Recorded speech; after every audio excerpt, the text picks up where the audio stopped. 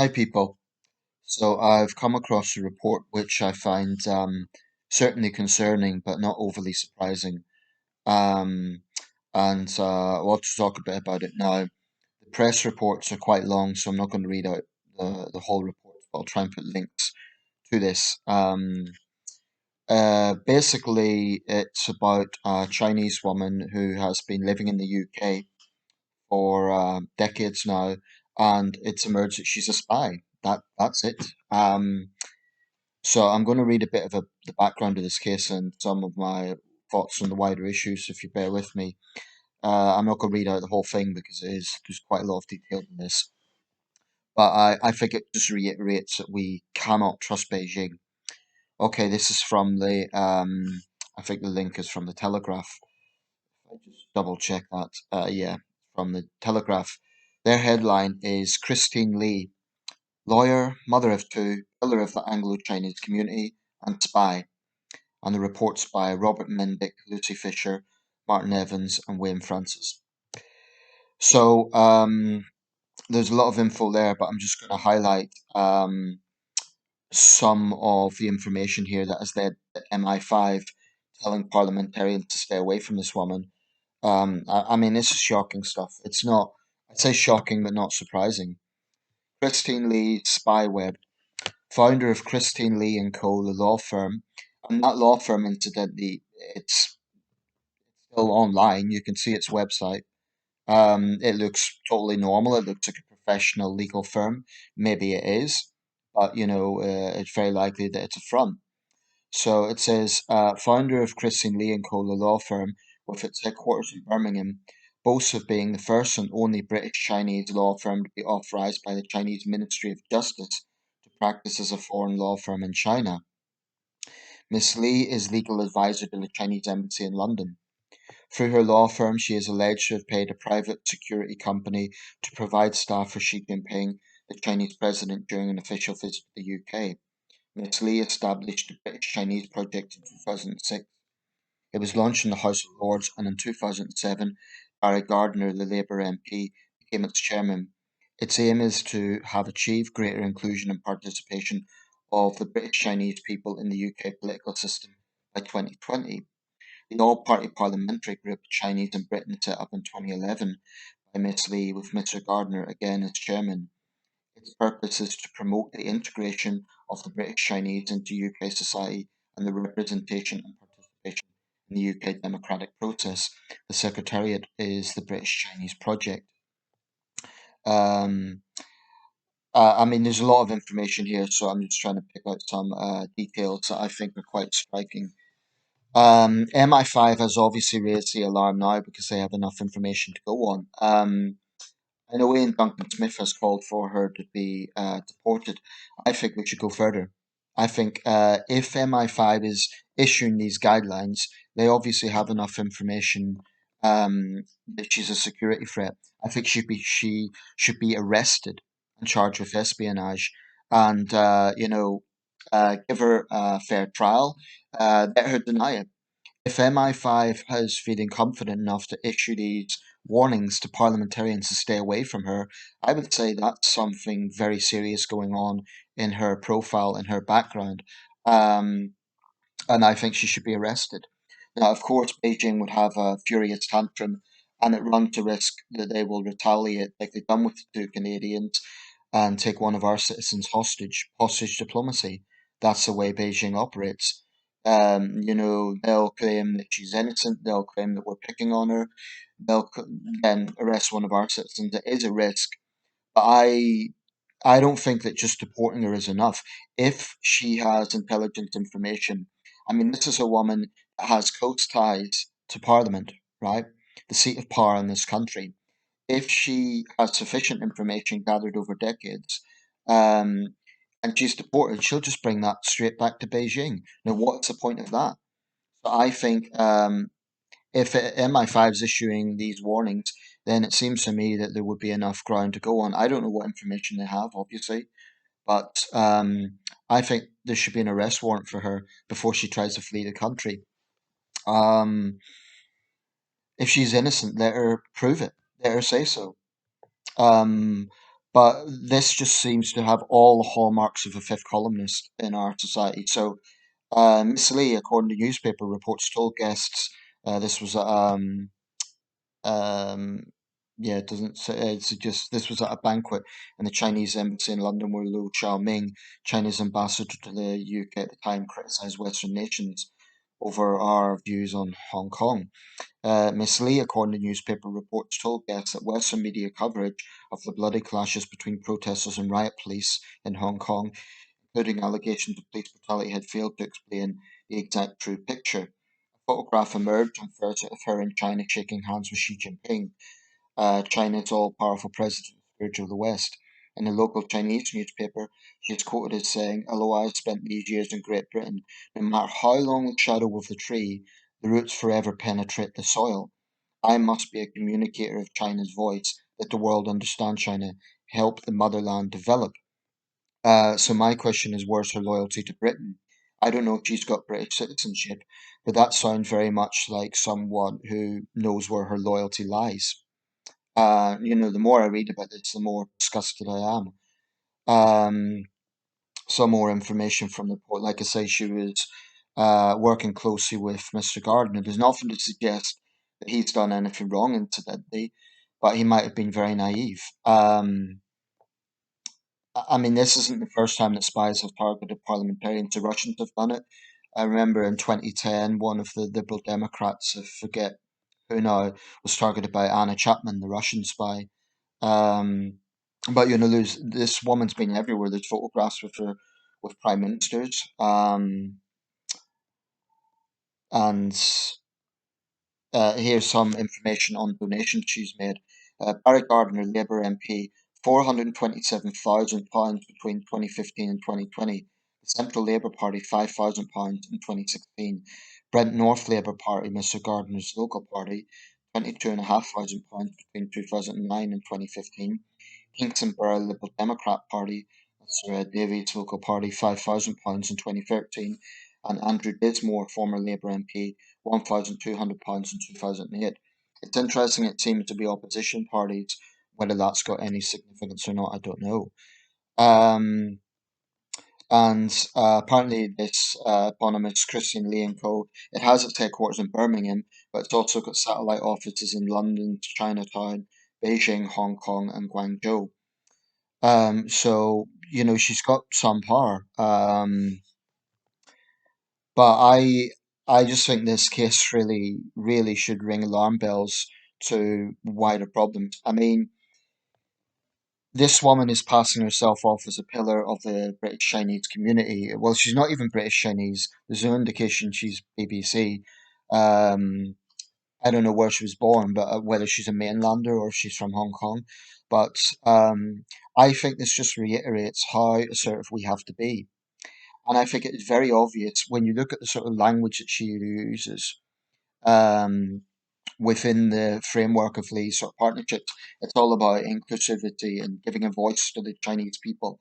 Um, to me, this is very much a tactic that's used by communist spies to try and manipulate. I mean, in recent years, we've had a problem with racist attacks on East Asians in this country since the pandemic began. Now, I've long felt concerned that CCP has used our tolerance against us. What I mean by that is in the West, we're so hung up on sensitivity around race. And we're absolutely obsessed by it. So, questioning British Chinese forum or group does run the risk, unfortunately, of being accused of xenophobic racism, which is absurd. Interestingly enough, there isn't the same level of sensitivity around Russian espionage. Is that because a lot of Russians are Caucasian? I don't know. Certainly not all of them. There's a lot of Russians who are also ethnically Asiatic, but it doesn't seem to have the same sensitivity regarding race. I think this is very dangerous because you get useful idiots who conflate legitimate criticism of the Chinese dictatorship with xenophobia. Um, I mean, if a public figure like an MP, for example, were to stand up in Parliament and say, we need to be really careful here, we need to, for example, vet Chinese students, then the left, and I'm afraid it is primarily the left, would almost certainly say, oh, he's stoking up anti-Asian racism, or she's stoking up xenophobia. This is pathetic. It really is pathetic. Look at this woman. You know, she is a professional. She's obviously intelligent, wealthy. She fits right in. She seems like a successful person, but she has ostensibly wormed her way into our society. I think she needs to be arrested. I think she needs to feel the heat. If she's innocent, then our legal system will show that. Unlike the Chinese legal system, we don't have kangaroo trials. Um, and there's a lot of things I don't like about the British legal system, but due process is an important aspect of it. So, you know, she'll have a fair trial. But I don't think we should simply deport her because doing that would simply mean she brings that information back. Um, I think we need to be much, much more hard line with how we deal with anybody, any sort of organization or group that claims to be about building bridges. A small number of them might be sincerely that, but I really do believe that when you look at Confucius Institutes and universities, when you look at bodies that claim to be about building a bridge, very often the emphasis of their language is not on kind of mutual respect. It's on trying to give this positive PR to the Chinese state. And more often than not, and they're subtle about it, they're not stupid. You know, they won't come out with Communist Party slogans and so on. Um, but you know, I don't think it takes too much peeling back of the layers to see that there is actually an ideology there, which is inevitably defending Chinese government policies. Now, I personally go further. I believe anybody who shows sympathy to Chinese state policies, for example, on the Uyghurs, um, on Hong Kong, on you name it, should be treated with suspicion. Certainly, Chinese nationals, whether that be Chinese students or business people, if they express sympathy to Communist Party policy, if they go out of their way to praise Communist Party policy, if they engage, for example, in the case of students, and this has happened, this is not hyperbole, it has happened, um, in bullying and harassment of Beijing's critics, they should be treated with suspicion. And you know, there's now more Chinese students in the UK probably than ever before. Now, I'm always careful with how I talk about this because I've worked with Chinese students.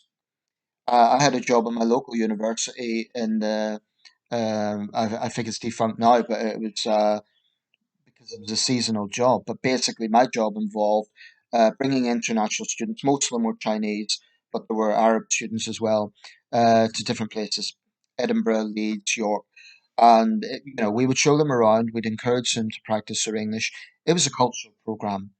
Now, I've no reason to believe that anything I'd done in that was anything other than a cultural program, because it was organised not by Chinese nationals, but it was organised by the local university. Um, so it's not my position that every Chinese national should be treated with suspicion, but I do think that China sees this as a soft touch. I do think that Beijing looks at these sort of programs potentially as a way to enter this country. Um, Now, in her case, it was a legal firm, but you get Confucius Institutes, you get cultural programs, and they might be genuinely innocent, but at the very least, they need to be vetted. And I think a red flag would be any pro CCP positions. Um, they might say, well, what about freedom of speech? This is an example of a difficult situation that we have to face of defending our values whilst not sacrificing our values. So, yes, we have freedom of speech.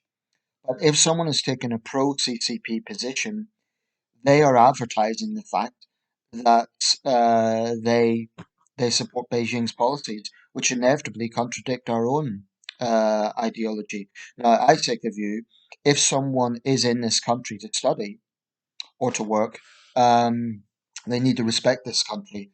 And if they are actively promoting Chinese nationalism as well, it's not just about policies, it's also about this ugly, aggressive, often hypersensitive nationalism. We need to take it really seriously.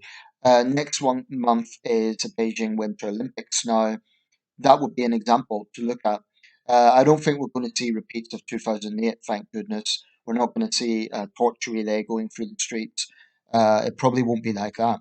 But I think we might see demonstrations of Chinese nationalism in our universities.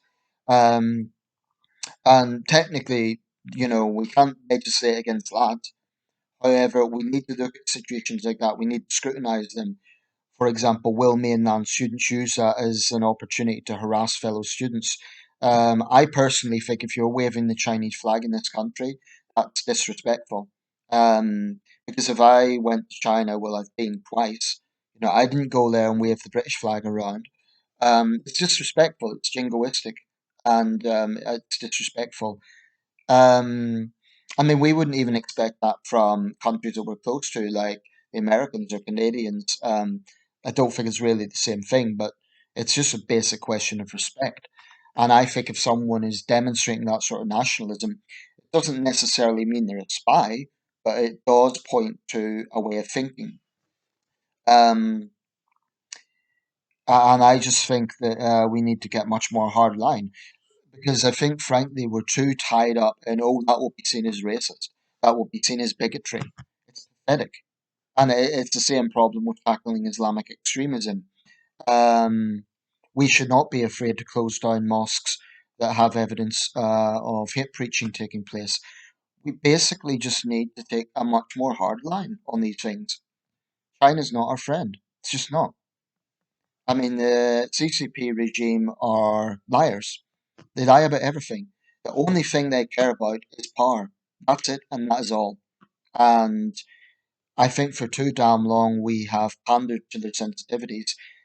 If a country like Lithuania, like I said in the previous video, can stand up to China, a country like the UK, permanent Security Council member, we're a major power, we have no excuse. I think we need to do several things. I think we need to closely scrutinise law firms and other bodies that are similar to hers. They might be innocent, but if they are innocent, they've got nothing to worry about. Look at the positions of their CEOs.